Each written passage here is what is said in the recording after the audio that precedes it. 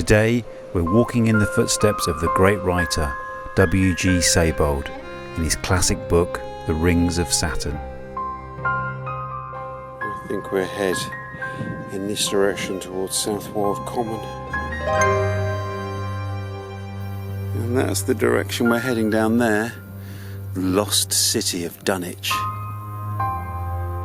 So on the night that Sebald arrives in Southwold, footsore and weary from his long walk from Lowestoft, he comes and sits up here on Gun Hill.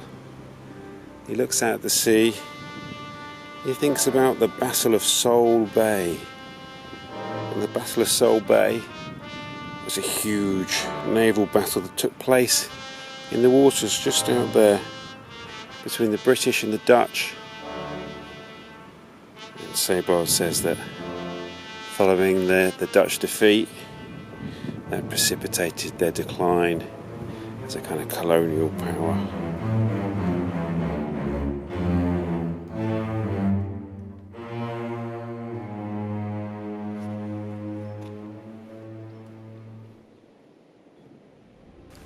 It's just after 8 a.m. It's quite an early start for me. I'm up here on holiday for a week with my family. So I reckon I can do the walk to Dunwich and get back before my 16-year-old son wakes up, if I can ever open this gate. This first section of the walk takes us over this bit of marshland here on Southwold Common, over to Walberswick on the River Blyth.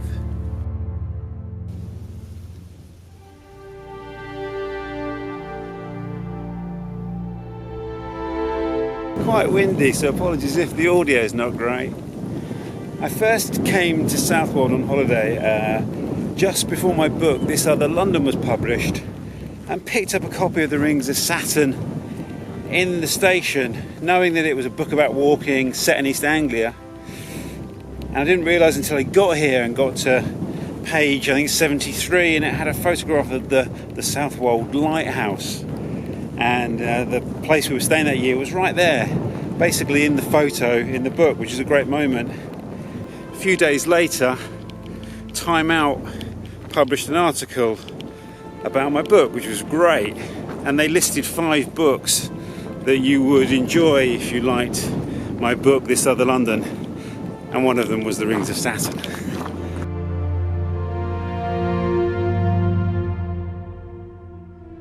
So I think the first walk in the Rings of Saturn is from Lowestoft to Southwold, and that's where Sebald rests his weary legs up on Gun Hill and then goes into the sailors' reading room.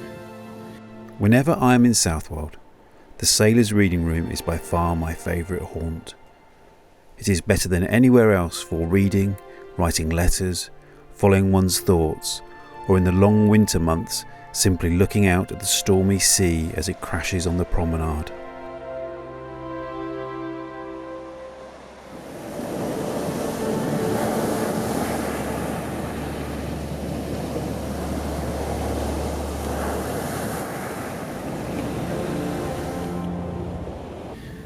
He spends an afternoon in the Crown Hotel, in the bar of the Crown Hotel, and then I guess the next day he walks from Southwold to Dunwich, the lost city of Dunwich, and that's the walk I'm doing today.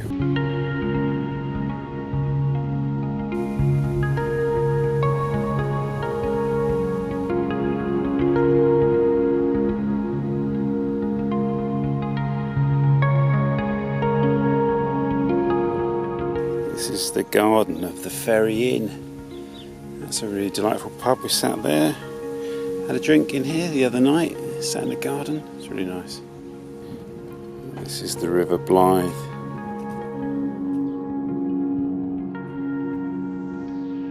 So we're here. And we're going to go up and cross this Bailey Bridge and pick up the old disused railway line for a bit.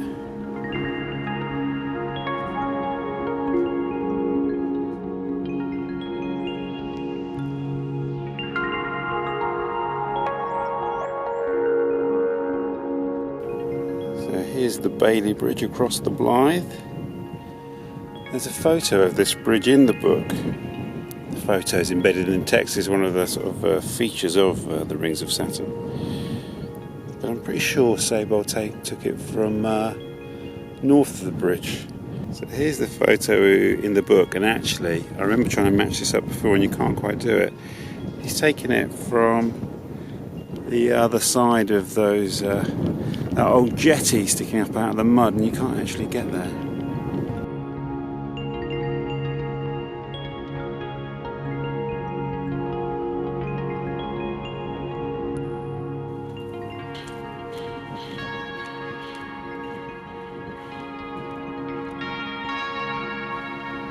And this is the other photo in the book, which I guess is taken from the bridge here, looking up the river towards the old windmill you can see there. Sebald writes about how the bridge here was built to carry the railway that linked Halesworth with Southwold. Now you have to get a bus from Halesworth, which is what we did, when you catch the train from Ipswich. It's also interesting that he talks about the River Blyth being kind of devoid of boats and silted up. It's clearly not the case now. I guess the book was written in the early 90s. Sebald then walks along this gravel track here, along the course of the old narrow gauge railway. At some point we're going to drop off this track to the low marshy ground, which is what Sebald does.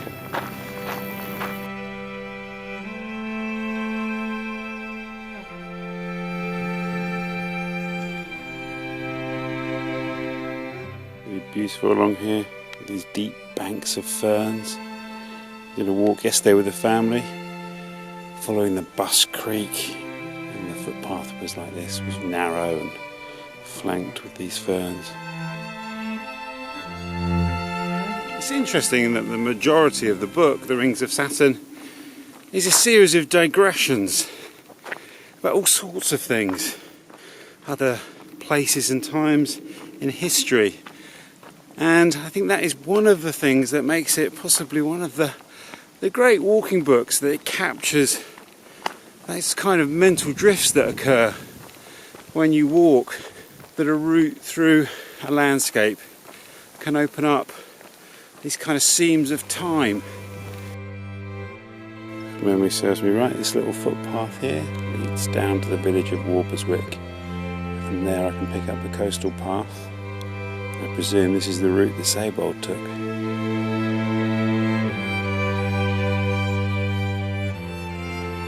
Welcome to Walberswick. It's a really cute little village here on the banks of the Blyth and by the sea. There's a nice little tea room over there, you can see. It doesn't actually open till 9:30 and they don't actually start serving any food till 10. It's 9:25. So all Sebald says is that he walks along the kind of marshy path to Dunwich, and so it looks like actually we can't walk along the beach because we get cut off eventually, so we have to take this path here which leads along the edge of the marshes and then takes us down to Dunwich. He says that this part of the journey seems to take hours, but it doesn't look far. So I reckon this is the start of the path across the marshes towards the lost city of Dunwich.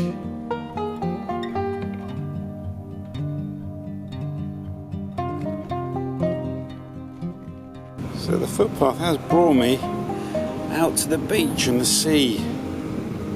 I hope I just don't get cut off and have to come all the way back.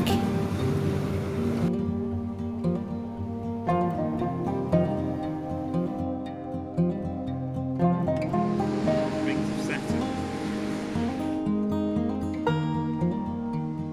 The region is so empty and deserted that if one were abandoned there, one could scarcely say whether one was on the North Sea coast or perhaps by the Caspian Sea or the Gulf of Liangtung. This shoreline is really badly affected by coastal erosion. It's what did for the old city of Dunwich. It was gradually taken down into the sea, although a lot of it disappeared in one particularly bad night.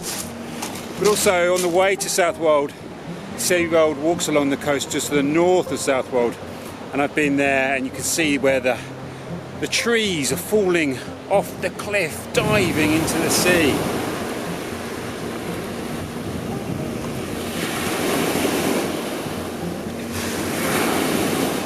I guess that's Dunwich down there in the crook of the bay.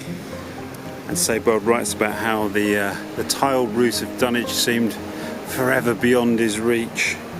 Let's hope it's not like that today. With the rippling reeds to my right and the grey beach to my left, I pressed on towards Dunwich, which seemed so far in the distance as to be quite beyond my reach. It was as if I had been walking for hours before the tiled roofs of houses and the crest of the wooded hill gradually became defined. So the footpath running along the bank between the sea and the marshes is now gradually giving way. I've got to walk along the shingle beach.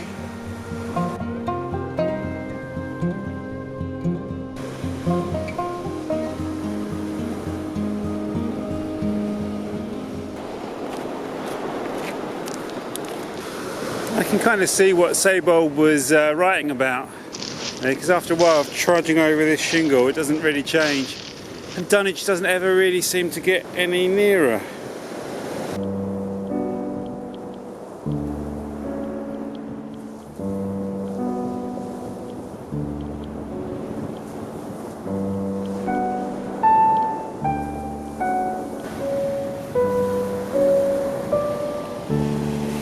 The landscape is changing a little bit as I approach Dunwich. Got a high bank of gravel and shingle here on the beach. So finally we've arrived at Dunwich.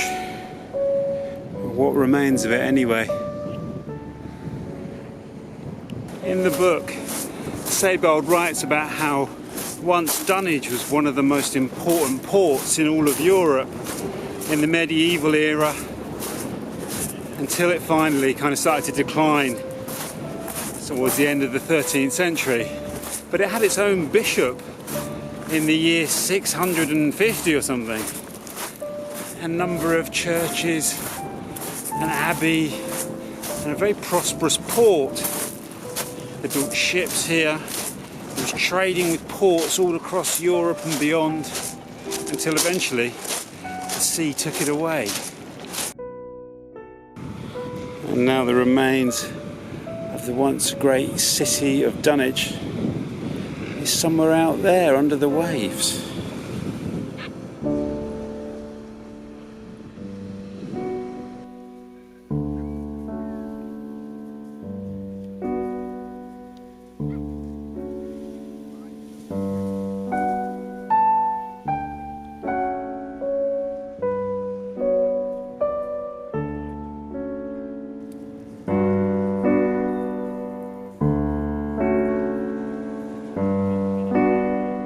This is a very sobering map. So here's the beach where we've just come off, and I'm here, and that's where the medieval city once was, with a population of 4,000 people. That's incredible, isn't it? And it was the harbour, and now there's about 50 residents. It was incredible to think of that whole lost city out there under the waves, home to 4,000 people washed away on the tides.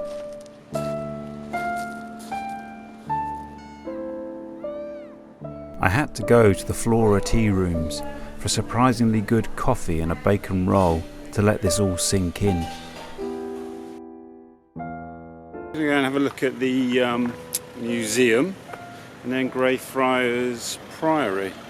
It's about 7 miles, by the way, from Southwold to here, along the beach. So a little look around here at the old lost city. Very kind of Cute row of houses here. And here we have Dunwich Museum. So just go up this little footpath here. Hopefully take me to Greyfriars Priory.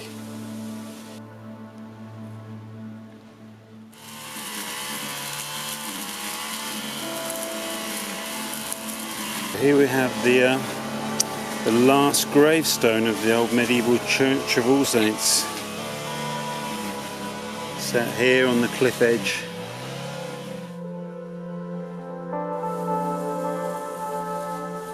So this is Greyfriars Priory, established in the 13th century, and one of the few surviving remains of medieval Dunwich.